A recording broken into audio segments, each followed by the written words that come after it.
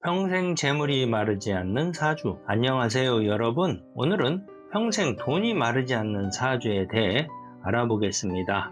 우리가 흔히 부자는 타고난다 말을 합니다. 정말 부자는 운명처럼 정해져 있을까요? 아니면 노력으로 누구나 부자가 될 수 있는 걸까요? 결론부터 말씀드리면 누구나 부자가 될 수 있습니다. 사주에 재물복이 강하게 있는 사람은 쉽게 부자가 되고 재물복이 약한 사람은 조금 더 노력이 필요하겠죠. 여기서 중요한 건 노력하면 누구나 부자가 될 수 있다는 사실입니다. 부자가 되려면 모든 일을 긍정적으로 생각하며 몸을 건강하게 만들고 자신감을 키우며 사람들에게 배려하세요. 그러면 마음의 상, 즉 심상이 좋아져 자연스럽게 얼굴도 밝아지고 좋은 관상으로 변하여 재물운도 좋아지게 됩니다. 지금부터 평생 재물이 마르지 않는 사람은 어떤 사주를 가지고 있는지 사주의 비밀을 알아보겠습니다. 평생 재물이 마르지 않는 사주의 특징은 첫 번째, 사주가 왕해야 합니다. 사주가 왕하다는 건 내가 기가 강하다는 뜻입니다.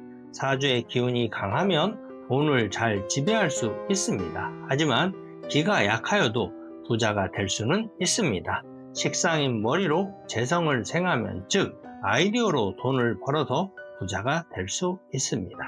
사주의 기가 강하면 재물을 지배할 수 있는 힘이 있습니다. 그러나 기가 강하여도 자신감만을 앞세워 준비 없이 사업을 하면 사업에 실패하는 경우가 많으니 조심하여야 합니다. 두 번째, 사주의 십성으로 재물운을 보는 법. 사주에서 어떤 기운이 나를 도와주는지, 나를 도와주는 기운이 어떤 길신이냐에 따라 부자가 되는 방식이 달라집니다. 인성은 공부, 학문, 부모, 나를 보호하는 기운입니다.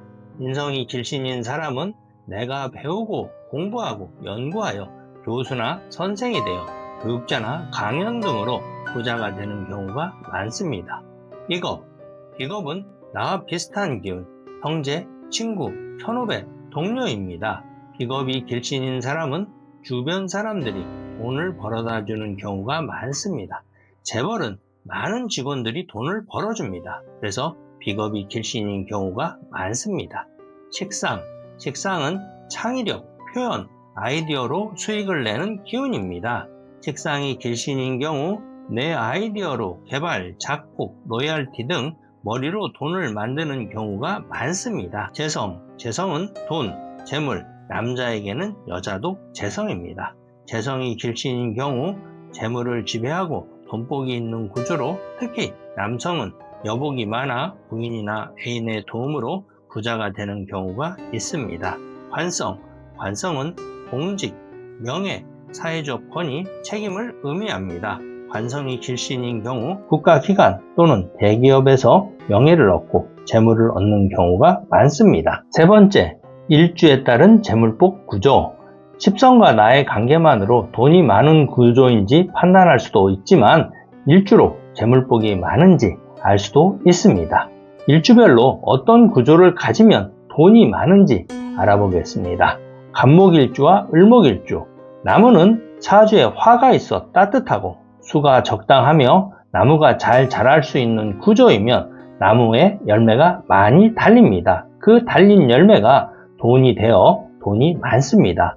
봄에 태어난 간목일주, 을목일주는 아직 날이 추우니 화기가 넉넉하면 좋고 대운이 화운으로 향하면 나무가 잘 자라 열매가 많이 매달리니 초년에 복이 적어 고생을 하여도 중년부터 나무에 열매가 매달려 돈이 많아지는 사주 구조입니다.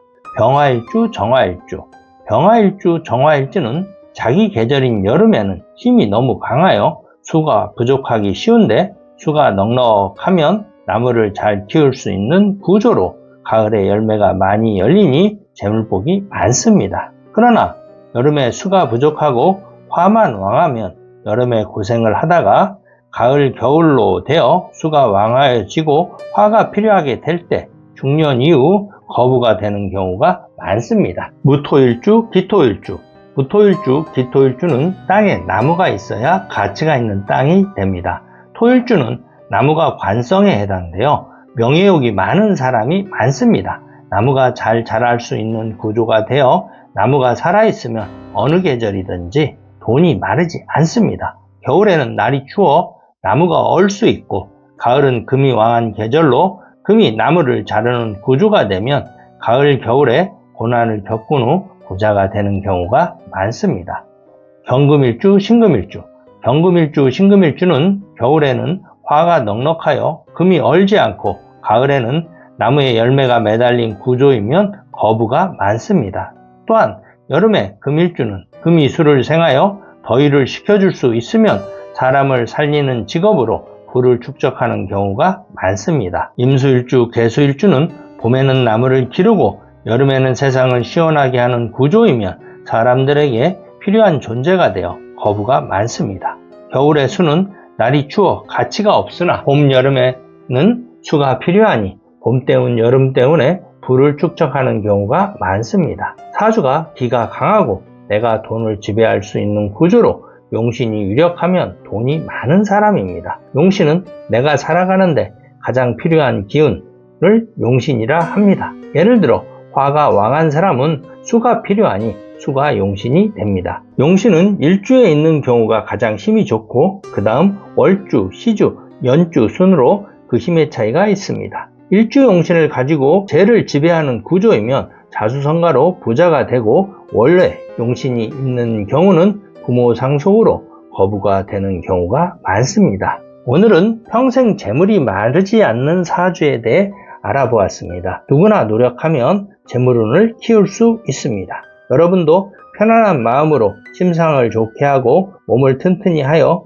재물운을 키워보세요. 사주에 관한 궁금한 점은 댓글에 문의 주세요. 조법사가 상담해 드립니다. 감사합니다.